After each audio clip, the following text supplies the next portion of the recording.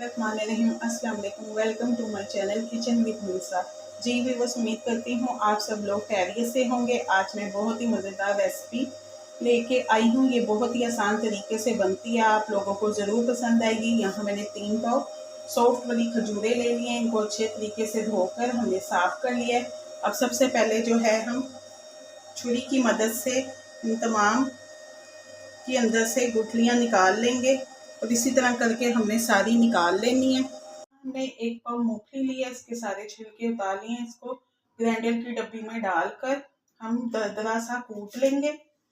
मूंगफली को हमने इसको ज़्यादा नहीं पीसना, यानी आटा नहीं बनाना इसका, हमने इसको दरदरा सा कूट लेना है। जी व्यूअर्स, आप देख सकते हैं मूंगफलियों को हमने दरदरा सा रखा है।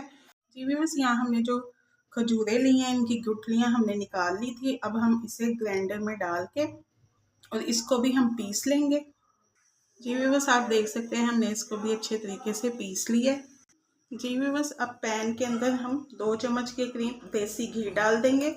आप चाहें तो देसी घी की जगह दूसरा घी भी शामिल कर सकते हैं। अब ये मेल्ट हो जाए, हमने फ्लेम को ऑन कर दिया और हल्की आंच पे इसको मेल्ट करना है घी को।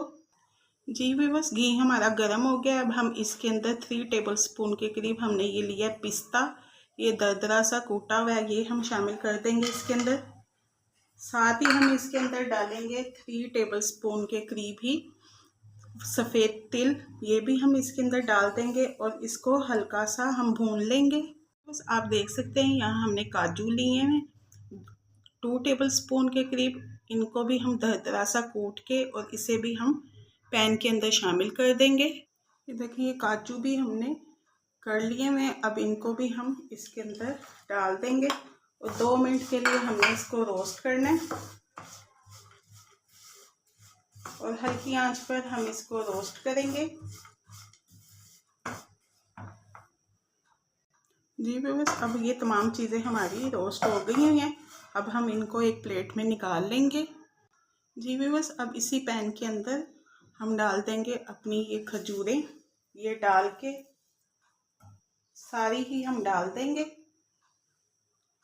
जी व्यूअर्स, खजूर को भी हमने सिर्फ 2 मिनट के लिए पकाना है इसके अंदर। बस आप देख सकते हैं कि 2 मिनट हो गए, हमने इसको अच्छे तरीके से पका लिया। ये पक गई हुई है। अब जो है हम इसकी फ्लेम ऑफ कर देंगे और इसको एक प्लेट में निकाल लेंगे।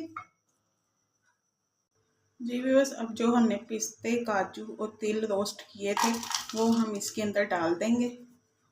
साथ ही हम इसके अंदर डालेंगे मूंगफली भी हम इसके अंदर डाल देंगे।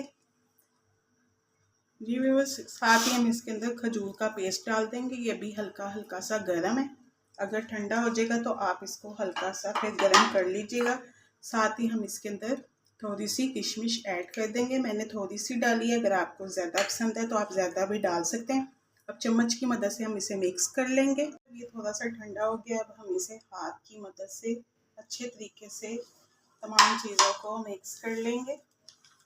अगर किसी ने अभी तक मेरे चैनल को सब्सक्राइब नहीं किया तो आप मेरे चैनल को सब्सक्राइब कीजिए, लाइक कीजिए, अपनी फैमिली और फ्रेंड के साथ शेयर भी कीजिए अगर आपको रेसिपी पसंद आ रही है तो।